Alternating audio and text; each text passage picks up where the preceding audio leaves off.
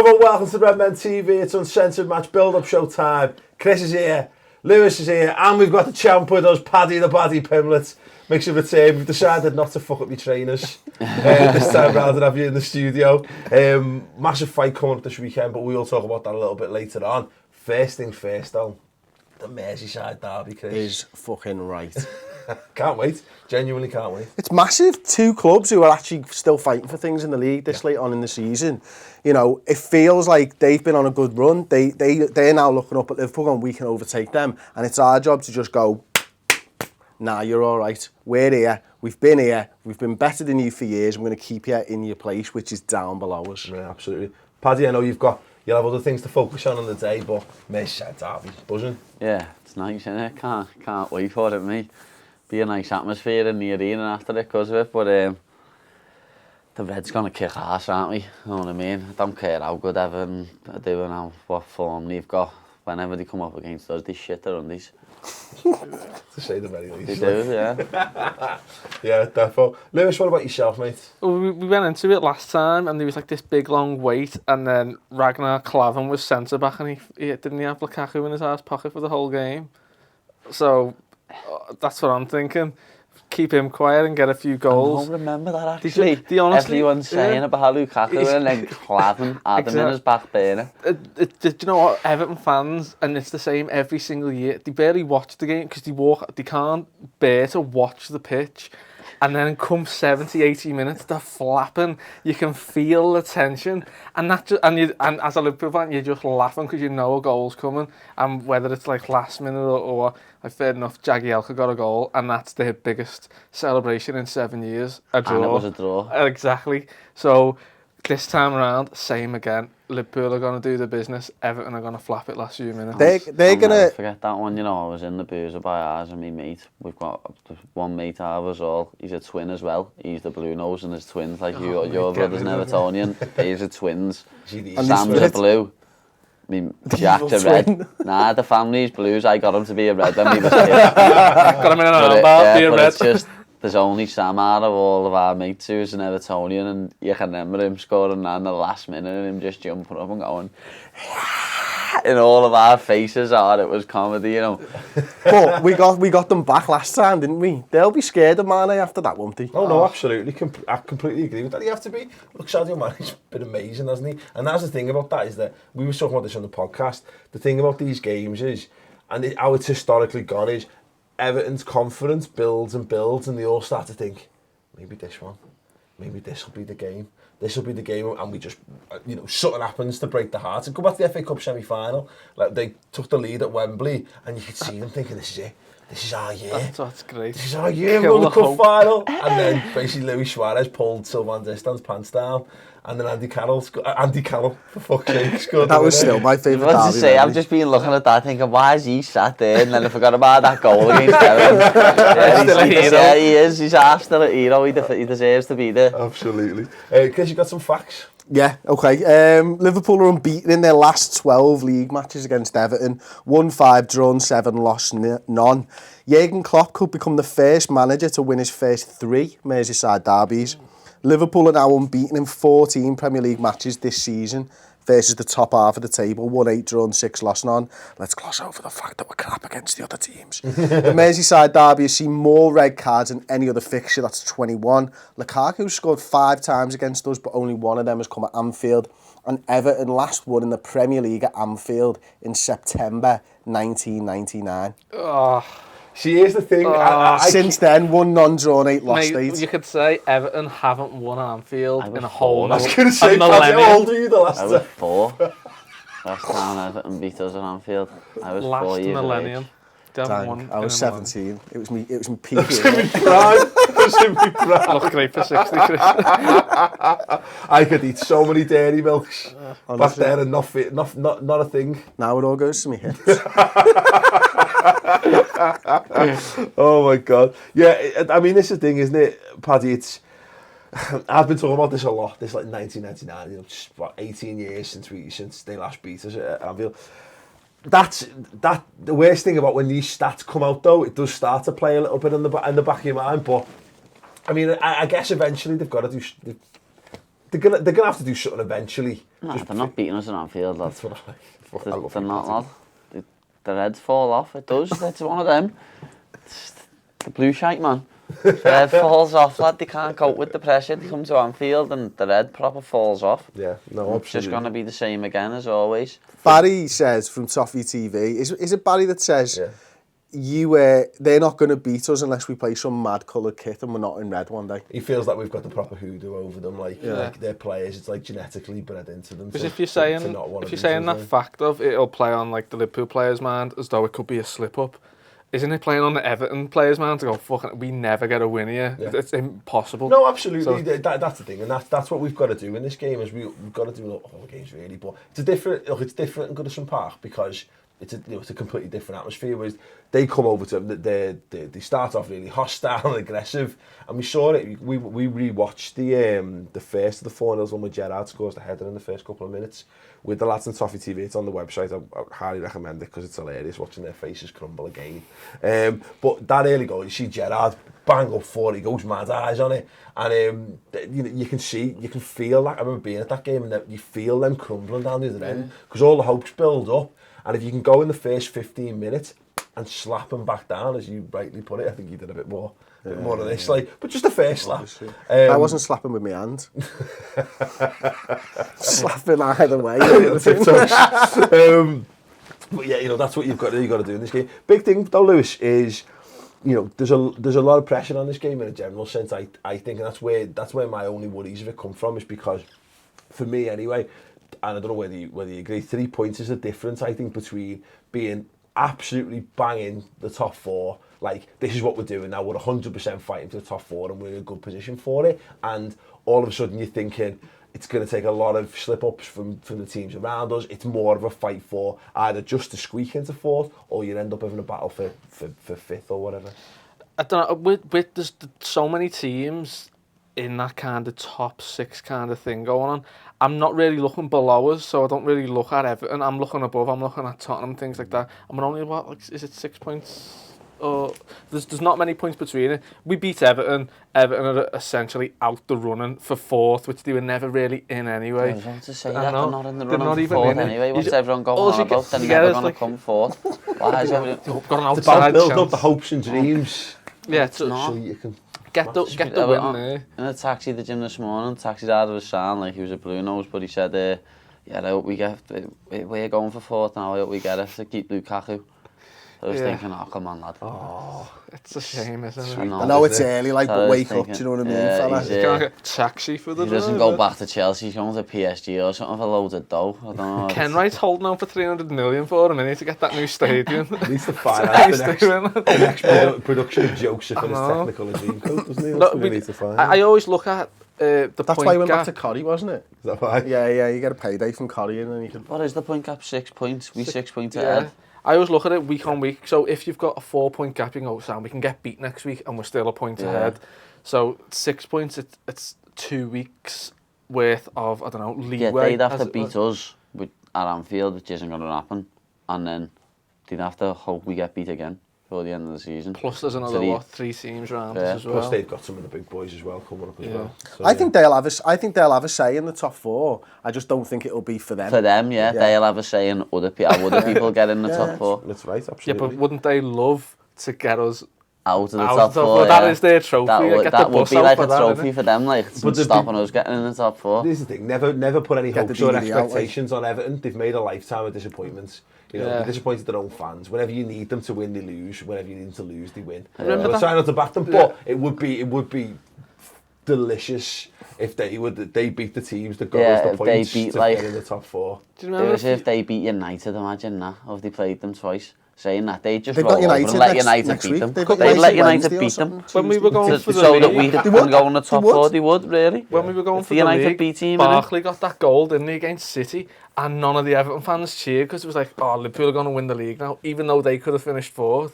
Barkley scores a screamer and no one cheers because the two can say what we're going to do rather than what they're going to do. They're a different genetic breed, Lewis. I've always, there's something...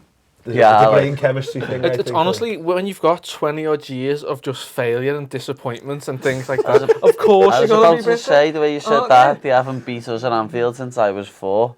They haven't won a trophy since I was 0. They won a trophy in 95, lad. I was born in 95. I was 0 years of age. I haven't won a trophy. It's worth reminding everyone. Some of the best days of your life, though.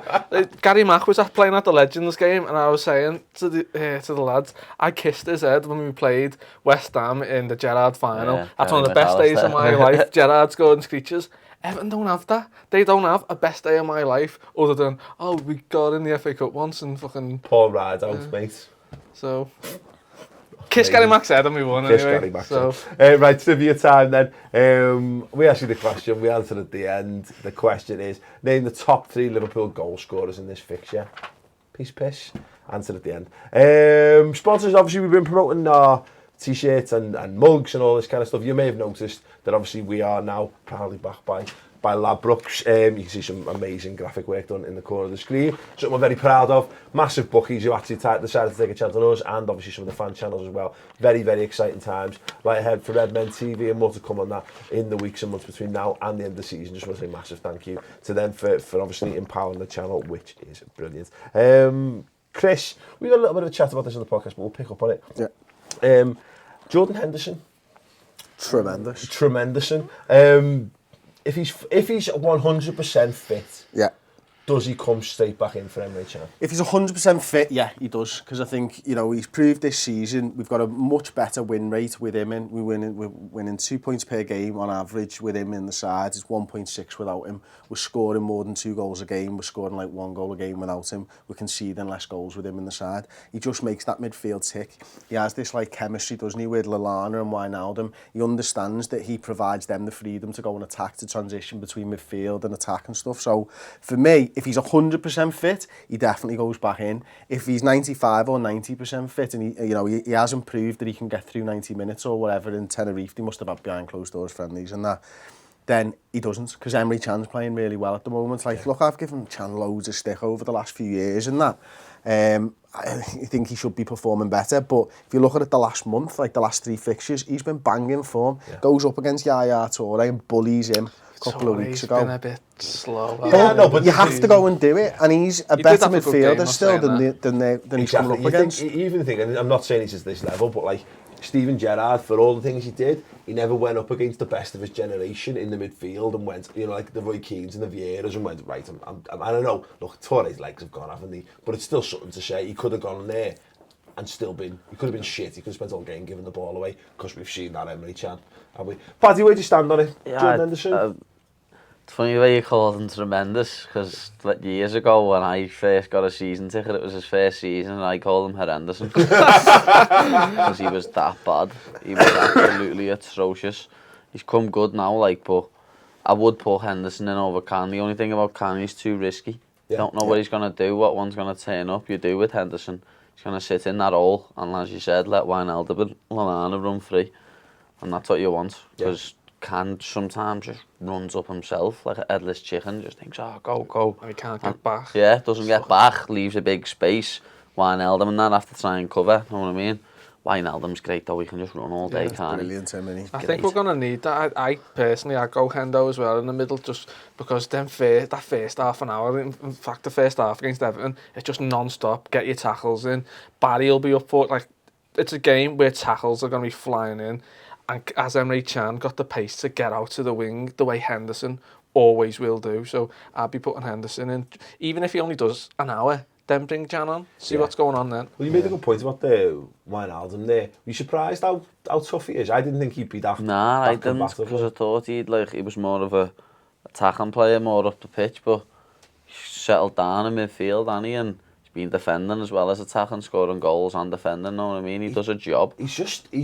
I'm, like I said, we've said this a few places, I'm shocked how strong he is. Yeah. Exactly that. I thought he'd be a lightweight, I thought he'd, as you say, a fancy player or a luxury player or whatever, but it's getting to that point now, you look at Liverpool's midfield and you think, if you're in the shit and you need someone to bail you out, and I never thought to say this, but Gini Wijnaldum, man, I'm giving the ball to him and saying, go ahead, mate. He doesn't lose the ball in the middle of the park. He's smart, isn't he? Like, he'll see if someone's coming towards him, maybe his pass isn't on, he'll just shield, and he'll just make sure that no one gets it, wait a couple of seconds, and then play the pass when it's there. Shame he's only got kind of Milner to pass to, hasn't it? Like, that's his thing, and the Milner either scoops it up with his right foot or he's coming back inside. Like he won us that Chelsea game. Yeah. I know. The goal, and after that he didn't think he was an attacker. He just settled back and showed everything up, you know what I mean? And he'll still be running at 90 minutes as well, guaranteed. Still be giving it the beans. The perfect one for that, I always say, is Newcastle against us. When he just ran up the other end of the pitch at like 93 minutes, everyone was just like, who's he? It's the road runner. And he just smoked everyone and just dinked it over the keeper. Yeah, we were there. Was that the game when I was there? That was the game where you were dead. We were in Newcastle. And we were stuck. We couldn't get there because of the floods. Brilliant day, that. Yeah. Paddy, who do you reckon of that Liverpool team there would do best in the cage? Who's in the starting 11? It's on the board there. Emre, Jordan, Milner. I reckon Milner's. Emre Can's a bit of a bad man. He's a grappler, isn't he, Milner? I reckon Chan'd have a go, like. Got a back Mane though. Mane's the boy, man. He's great, lad. He's been the player of the season, lad. Roundhouse kicks all day. He's a big kid though. Big kid. I reckon Lucas could have a go as well. He's Brazilian and he's probably done some jiu-jitsu. Probably has, lad. Hey? Yeah. Serious? Coutinho would just get slapped down. I was going to say, I'm not putting Phil in the cage. No, I'm keeping Phil well away from the cage. Keep him wrapped in cotton wool. He can be a ring girl. Yeah, keep him wrapped in cotton wool, lad, so no injuries come near him. Klavan could probably have a go as well, though, couldn't he? Klavan's definitely. I reckon Klavan does on the side, just doesn't sell anyone. I seen Moreno the other day, just seen looking at that, I seen him by ours. Tried to go up some road that's closed and had to do a bouncer. I was on a run and just laughing. Not bad. Yeah, I reckon he'd struggle to catch Moreno. I reckon he'd be just running around. But know what he's going to do because he doesn't know what he's doing. He's a headless chicken, isn't he? Exactly. He just runs around in circles anyway, or up and down the line. Chris, any surprises do you think on the bench for this one? We always talk about the likes of Ojo and stuff, you know. Again, having had the Tenerife break. But they give Daniel Sturridge. We don't know what's happened to Daniel Sturridge. No, I don't know whether it's a surprise or not. But Ragnar Klavan, I imagine, will start on the bench. I think Lovren comes back in for this game. I think, you know, the fact that him and Matip were both in Tenerife training together, both over there, both training, working on that partnership and stuff. I think Lovren comes back in for the game. I think Klavan moves back down to the bench, to be honest with you. No, it's an interesting one. I guess with this point out, you'd be surprised by surprises, I guess. Yeah. Which is the point. It's a game where you've got to go in safe, isn't it, really? Know what you want from your team, just go for that. Don't be risking, let's just do a diamond formation and all that attack. Let's just get the ball, get a couple of goals in. I think it could be a big game for Woodburn because we got nothing on the bench, have we? And if it's getting to 70, 80 minutes, throw him on. Tired legs. It would be lovely because they've got that. I'd love him to win the game. Tom Davies kid who let's be honest. Yeah, I was going to say we'd have that on a bit of the body, like, you know what I mean? Yeah. It's the long locks.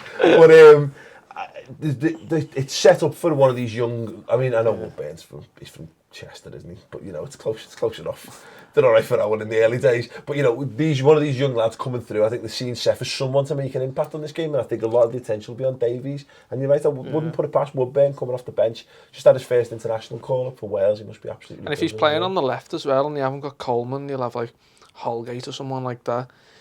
Basically, they played against each other in the academies and so you can do a right back, can't you, in the last 20 minutes? Yeah, absolutely.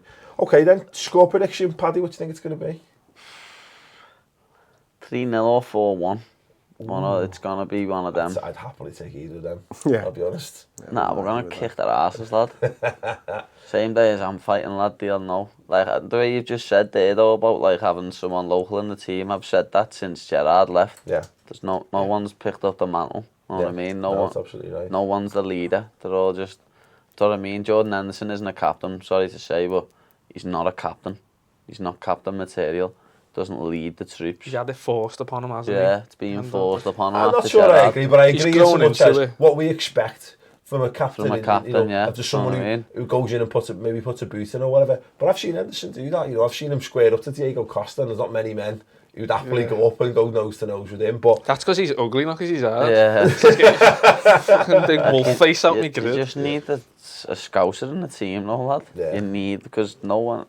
No, I agree. Maybe in that scenario. I know they're arsed, but they're not as arsed, are they? It's not the derby to them. Yeah. It's just another game. What do you think about that? A 3-0 bringing sense on would be nice. Yeah. Putting them in the middle. No, I agree with that. It's one of those, these the games, it's a shame we haven't got anyone who's nearly there. Because you think about how many times, and it's not Gerrard, but it's times we drop Spearing or Flanagan or whatever into these games, and you go, "Oh, what's he doing?" And they had the game of their lives, because exactly what Paddy's saying there, totally committed to it. Lewis, score? 3-1. Okay. We can't really defend, but there's goals going forward. I don't look at that Everton defence and think, oh, that's going to stop anything. They're limited. Like, they can clear the ball, but they're not going to do anything other than that. Okay. For all the bravado of this video, I think it's going to be a tough game. I really do, and I think I'd like to be 1-0 up with a couple of minutes to play and really stick the dagger in and win 2-0. Yeah, I try to watch the story that gets their hopes up the most and then dashes them the most. That would be even. I know what you mean there. I know what you're saying, but we just want to kill it. Really, you say the best game is killing the hope, but like Arsenal a few years ago, 4-0 in the first 20 minutes. Yeah, get down. So I'd be happy for it to go 1-1 if we go and win 3-1, because I like that. I like the idea of them going, oh yeah, we're back. Oh no, we're not. But we scored the second within like 30 seconds and them scoring the equaliser. I think you're wanting too much, I think you're wanting a good story, mate. We'll do trivia answer in a second, but obviously Paddy's here. Massive fight at the Echo Arena this weekend, mate. Bringing the belt back to where you won it. Yeah. Last time you must be, I mean, as big as the derby is, this is incredible. Yeah, I can't wait, know what I mean? It's going to be packed out Echo Arena. Last time it was only half the capacity, you know what I mean? So they're opening the full thing up this time? Yeah, full thing's open this time. It's going to be absolutely pumping. I can't wait to get in there, you know what I mean? Any surprises lined up? No, not really, because you all know all the lads from next gen are going to win anyway. You all know we're going like 10, 11 and out. There's loads of us fighting, loads of amateurs, and then we've got like 6 or 7 pros, you know what I mean? We're taking over, and I'm last on. You all know what to expect. Everyone knows what's going to happen. So I'll see you down there, Echo Arena, Saturday night. Amazing. I can't wait for it. I want to ask you, actually, since seeing you at the Echo last time, the way that you came out for that fight, because you were pumped, like, and you came out to the music and you were like all over the place, and I thought to myself, and I was with my brother at the time, I was like, is he focused? And then something just came over you, and it was just like, wow, and then it was pure focus, like, he's going to kill him. How do you go from the excitement to the focus? It's mad, to be honest. I've always said that it's like I zone out. It's like I'm not there. Like, I just forget about everything else. But it's just happened, and like you were up and like... You know what I mean?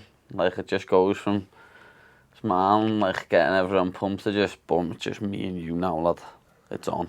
You know what I mean? Yeah. I've never seen anything like it. I've never seen anything like it. I was saying to Paddy before we were filming, we were videoing it, and I was just pissing myself laughing, because you're there, fucking bouncing the way in, the crowd. Honestly, like I said, I actually don't know if it's not sold out yet. If there's any tickets available, do go and check it out and get yourselves down there, because you had this guy basically like running the party, walking around, meeting and greeting everyone, and then went down and basically smashed some poor fella in and walked away with the belt at the end of it. It was great. I was walking around before, getting pictures of everyone. It was hard work, like, but yeah, got it done. Just walking around, speaking to everyone. And you're all right, Sam? Picture? Yeah, go ahead, Sam. And then just got in the back, warmed up, flew out and beat a man up. Amazing. There you go, Harry. That's how you put it. Job in it, like, you know what I mean? It's in the job description, lad. Snap necks, cash checks. Absolutely. Amazing. So yeah, like I say, can't recommend it enough. If you can't get in there, you can catch it on BT, it'll be as well. Yeah. Normally as well. But yeah, phenomenal. That's obviously everyone in the city of Liverpool, red and blue, going to be 100% behind you this weekend. Yeah, be an atmosphere just as good as the derby, lad, don't you worry. Everyone said last time there was like 3,500, 4,000 people there, and he said it was like being at a footy match, so This one will be like being at Wembley. Amazing. Yeah, like I say, I it was one of the best nights out. Me and Tom, when Chris went with his brother, we had an absolutely amazing laugh, so highly recommended. So if you answer then, name the top 2 Liverpool goal scorers in this fixture. Chris, do you want to have a stab? Number 1's Rush. Ian Rush. Fowler. Nope. Owen. Gerrard. Gerrard. Gerrard. Yeah. Top by far. Gotta be in there. Joint no? with Steven Gerrard. 10 goals in this fixture. It's a bit of a trick question, I'll be perfectly honest. Gallagher. No, it's an Everton player. Oh, well, actually, it's Played for both. It's a number of Everton players. That's the own goals. And goals. Ten That's own I goals. said Gallagher, thinking, when else he scored that many against Everton? Loves a noggy Gallagher, like, that he couldn't help himself. So there you go, yeah, Ian Rush and then joint below him on 10, Steven Gerrard and own goals. So there you go, if you want Belter that. to have a little think What was the about real you're having a answer, footer though, on then? this week. Yeah, What was the who was it there? That's it, own. It's because you don't know the next one. No, that's the. Nah, but who actually was the next one? 'Cause There's that's- no way I know. Anyway, thanks very much for watching the show this week. Yeah, please do go and check out the Baddy in action this weekend. And of course, enjoy the Merseyside Derby. It could be one of the greatest nights in this city's history. So yeah, make sure you're a part of it. We'll be back with the usual raft of post-match content. Cannot wait for this one, Red. Give this video a thumbs up and subscribe to the Redmen TV.